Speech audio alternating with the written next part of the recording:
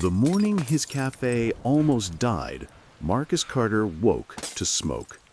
Not the warm aroma of roasted beans drifting through town, but the acrid burn of fire set in his trash cans. On his windows, sprayed sloppy in white paint, one word dripped ugly. A stone had shattered glass into teeth-edged shards. Neighbors stood in shadows, whispering loud enough, "Serves him right. Who told him he could run a cafe here?" Marcus, tired but unflinching, swept soot from his threshold with old bristles and walked inside. His hands hovered over his father's cast-iron coffee pot, blackened by generations. That pot was his inheritance, his anchor. The bell above the door jingled. A stranger stepped in, black like him, gaunt, shabby coat clinging to his bones. Mocking laughter rang from outside. "There goes the charity line." But Marcus set down his very last plate, eggs, toast, bitter coffee. He slid it across. "Eat, brother," he said gently. "This house doesn't close its table." The stranger's trembling hands gripped the fork. His silent gaze settled on Marcus, not like gratitude, not like pity, but as if memorizing him. When the cafe quieted, Marcus polished that coffee pot. Its dented sides told stories. His father had carried it through marches, through segregated kitchens where he cooked for whites but couldn't sit at their tables. "Son," the old man once told him, "never let them take away your dignity with their hate. You serve because service proves you're more than what they call you." Holding those words, Marcus rebuilt this cafe with his hands, putting it on a block where every sign above was owned by someone else, and every eye reminded him he didn't belong. Customers trickled, then dried. Banks raised his rent without reason. Suppliers whispered they'd run out when his order came. But still, every time hungry souls, homeless, poor, forgotten, walked through, Marcus served them. His motto, "If you're breathing, you can eat." 3 days later, the stranger returned. Same ragged coat, same trembling hands. This time neighbors peered in and chuckled. "You'll never learn, Marcus, feeding scraps to scraps." Marcus calmly brewed bitter coffee in his father's pot and slid toast across. The man ate slowly, silently, eyes unbroken from Marcus's face.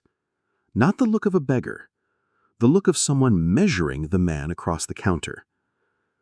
"Don't matter how kind he is," whispered a woman at the window. "Still just a black fool wasting his life." Marcus heard. He didn't flinch. He only refilled the man's cup. By weekend, every supply line cut him off. His sugar order lost. His flour out of stock. His bank account flagged, reviewed. Graffiti multiplied, "Go home, not your street." One morning, a brick broke a chair inside. Attached, shut down, or burn. Marcus stitched the chair back together, hand steady even though his knuckles split. He refused to board his door. And then the stranger came again. He broke bread with silent intensity, then deliberately crushed one piece flat with his palm, leaving crumbs like seeds across Marcus's counter. He watched Marcus register it, then let chains on his wrists clink as he left. Chains? Marcus blinked. How had he not noticed before? This man wasn't just poor. He was freshly released, marked. The cafe's fire seared weaker each day. One evening, as Marcus lifted his father's cast-iron coffee pot, the handle cracked off in his palm. He nearly dropped it. His throat clenched with grief. In exhaustion, he remembered childhood nights, his father humming spirituals as beans simmered, telling him, "This pot fed us when they tried to starve us. It's ugly, it's dented, but it still holds, like us." So Marcus bound the handle with iron wire and cloth. He boiled onions and scraps inside, whispering, "As long as it holds, so will I." From the window, he saw the friendless stranger again, watching. Not the food this time, but the pot itself. Still silent, still measuring.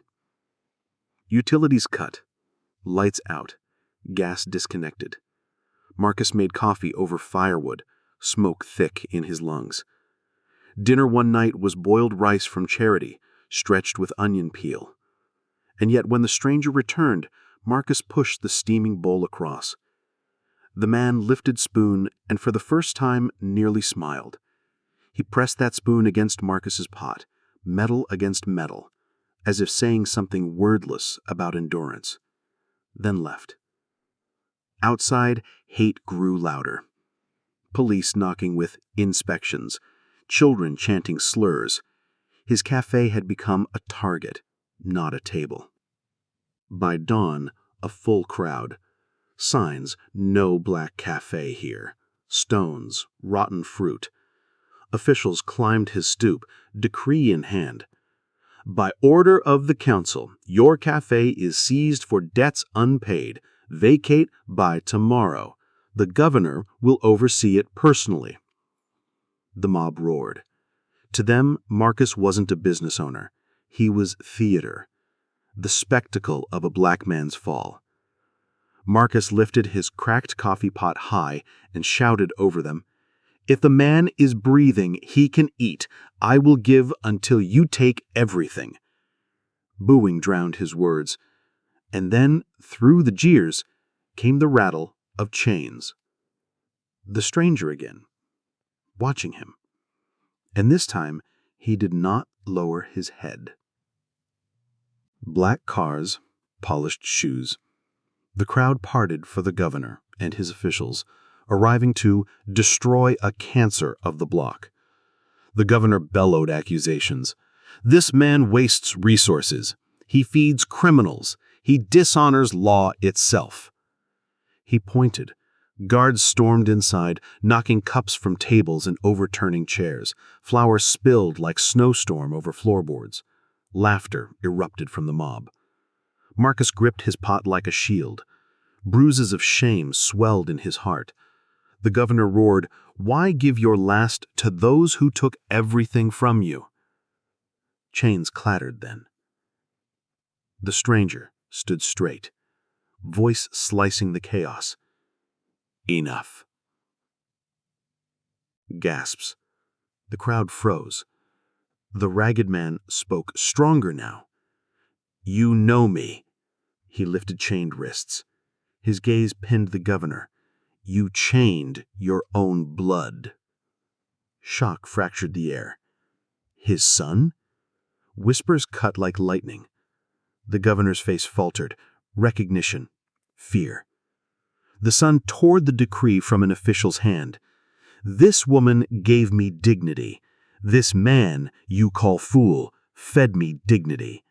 When you disowned me, when law called me nothing, he gave me life again." Attendants rushed forward with documents, seals of lineage undeniable. The mob gasped, shamed. Some hid their faces. Marcus, trembling at his counter, realized the silent eyes that studied him had always belonged not to a nobody, but to power disguised. Chains fell. The governor, scowled upon, fled to his car in humiliation. The son stepped to Marcus's stoop. Before everyone, he placed thick deeds on the counter.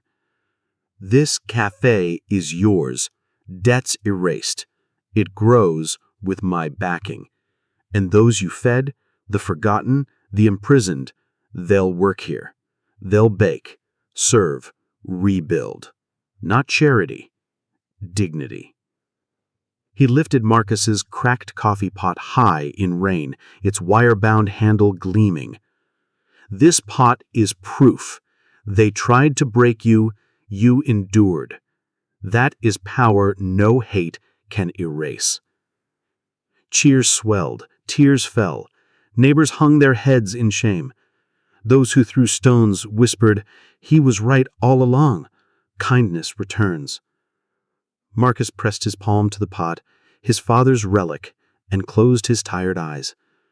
Tomorrow, his cafe would roar alive, filled with others once silenced, and anyone hungry, whatever color, whatever chain, would find bread at his table. They spat on him. They painted his walls. They screamed he didn't belong. But his kindness, mocked as weakness, became the weapon that shattered their hate. What about you? Would you stand tall against racism when the whole street jeers?